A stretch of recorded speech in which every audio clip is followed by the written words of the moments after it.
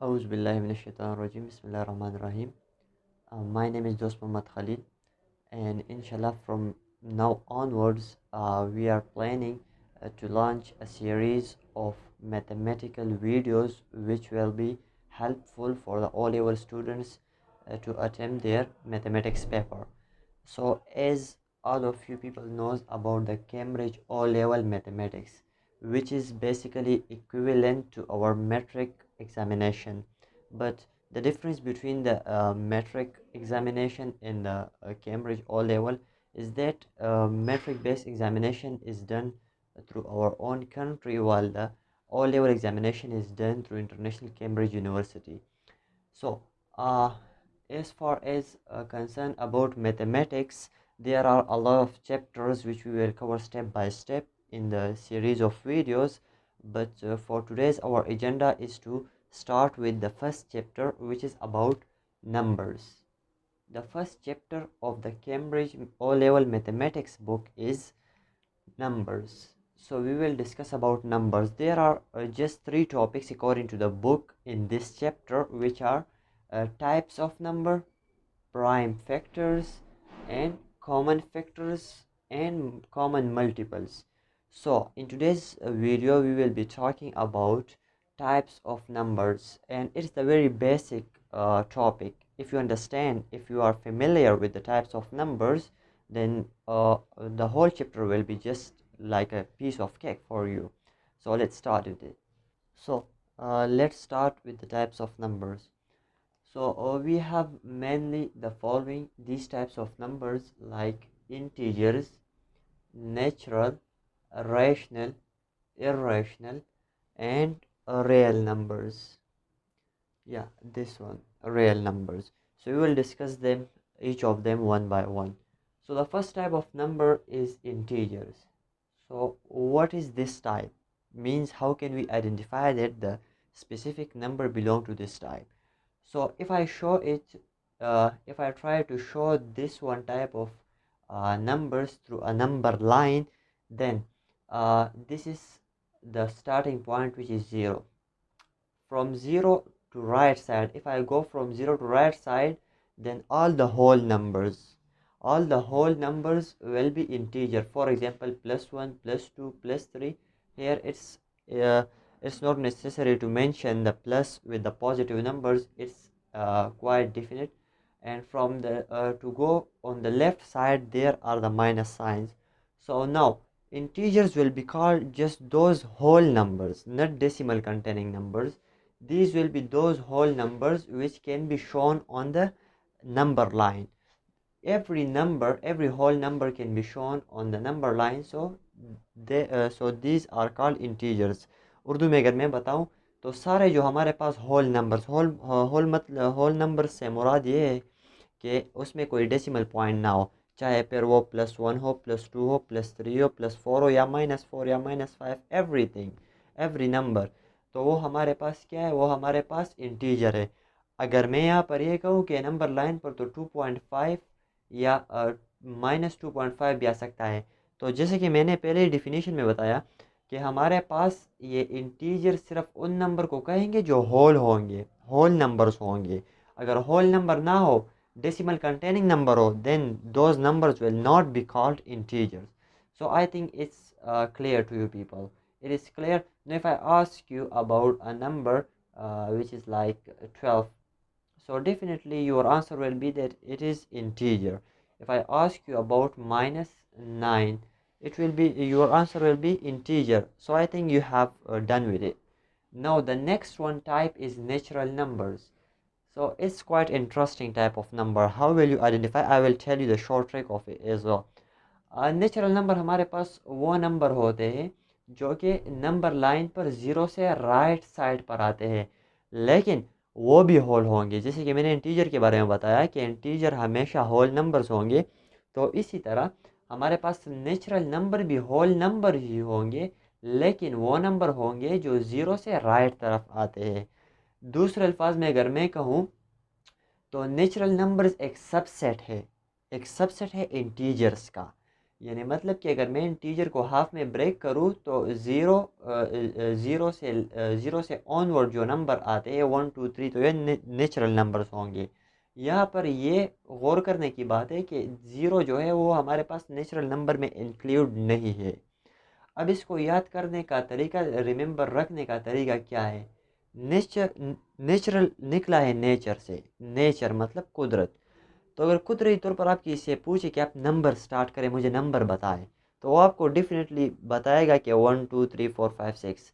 अगर ये कोई लॉजिकल बात नहीं है तो आपकी इससे पूछ ले कि मुझे ये चीज़ें गिन कर बताएं, तो वो आपको स्टार्ट करे कि 1 2 3 1 2 3 4 5 6 आइटम्स है या 10 आइटम है, वट एवर। लेकिन वो आपको कभी भी ये नहीं बताएगा कि ये -1 -2 -3 आइटम्स है। सो ये पॉइंट आप जहन में रख कर इसको नेचर और नेचुरल को एक ही साथ मैप करने से आपको ये मदद मिल सकती है कि आपको नेचुरल नंबर याद रह सकते हैं कि नेचुरल नंबर नंबर लाइन पर ज़ीरो से ऑनवर्ड्स जो आते हैं, याद रखिए कि ज़ीरो जो है वो हमारे पास इंक्लूड नहीं है नेचुरल नंबर्स में। So natural numbers 1 2 3 up to 9, sorry 9 नहीं, 9 से भी आगे जाकर, लेकिन ज़ीरो से बड़ा होगा नंबर, ठीक है, और होल होगा। होल नंबर मतलब कि डेसिमल पॉइंट उसमें ना हो। So I think we are done with the natural numbers as well. The next one type of number is rational number. अब हमारे पास आता है रैशनल नंबर। क्या रैशनल नंबर कौन से नंबर्स होते हैं? तो यहाँ पर मैंने एक इक्वेशन के टाइप पर लिखा है, इक्वेशन के तौर पर p/q। अब हर वो नंबर जो हम p/q की फॉर्म में लिख सकते हैं। अब p/q की फॉर्म से मुझे मेरा मुराद क्या है?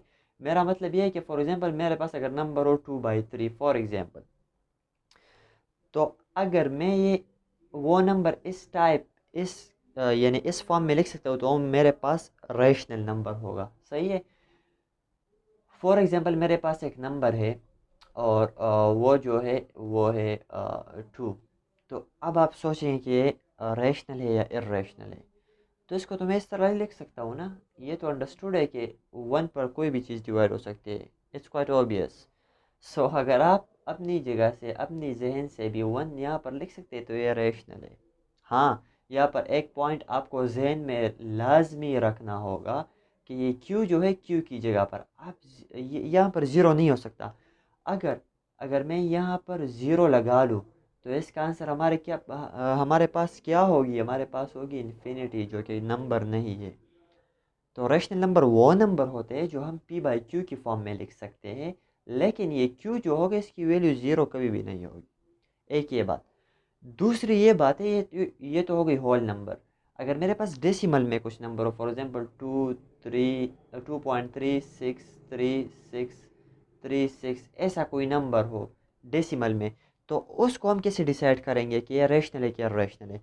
तो जब हमारे पास डेसिमल कंटेनिंग नंबर हो तो उसमें आपको कुछ चीज़ें चेक करनी होगी। पहली तो ये कि आप देखें कि अगर हमारे पास नंबर है 2.3679 नंबर है और वो टर्मिनेट हो चुका है, टर्मिनेट मतलब ख़त्म हो चुका है, नंबर जो है वो एंड हो चुका है, उसका कोई हद है, फिनिट है, ख़त्म हो चुका है, तो वो आपके पास क्या होगा? वो आपके पास होगा रैशनल। एक ये प्रॉपर्टी हो गई। दूसरी ये कि फॉर एग्जांपल आपके पास नंबर टर्मिनेटिंग नहीं है, कंटिन्यूस है, ख़त्म नहीं होता, फाइनाइट नहीं है, तो फिर भी उसमें पॉसिबिलिटी है कि ये हमारे पास रैशनल हो। कैसे है? आप देखेंगे कि इसमें रिपीटिशन तो नहीं है। यहाँ पर अगर आप देखें तो 363636 हालांकि ख़त्म नहीं हो चुका है, लेकिन रिपीटिशन इसमें आ रही है, तो इट मीन्स कि ये रैशनल है। तो अगर डेसिमल कंटेनिंग नंबर्स आपके पास हो तो उसमें भी आप रैशनल और इरेशनल आइडेंटिफाई कर सकते हैं just with the help of these two tricks. So these are rational number. अब अगर हम देखें इर्रेशनल नंबर की बात करें, तो इर्रेशनल में सिंपली मैंने बता दिया है कि वो p/q फॉर्म में हम नहीं लिख सकते।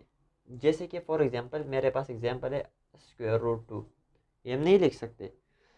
ये तो हो गई। इससे अगर आप इसको जस्ट ऑपोजिट करें तो ये इर्रेशनल नंबर है। अब डेसिमल में हम क्या करेंगे? डेसिमल में अगर हम देखेंगे तो अगर कोई नंबर हो और वो टर्मिनेट नहीं हो चुका हो, 3694382 टर्मिनेट नहीं हो चुका हो और उसमें कोई रिपीटिंग नंबर या ग्रुप ऑफ नंबर्स ना हो उसमें repeating, then it will be also called irrational. सही है।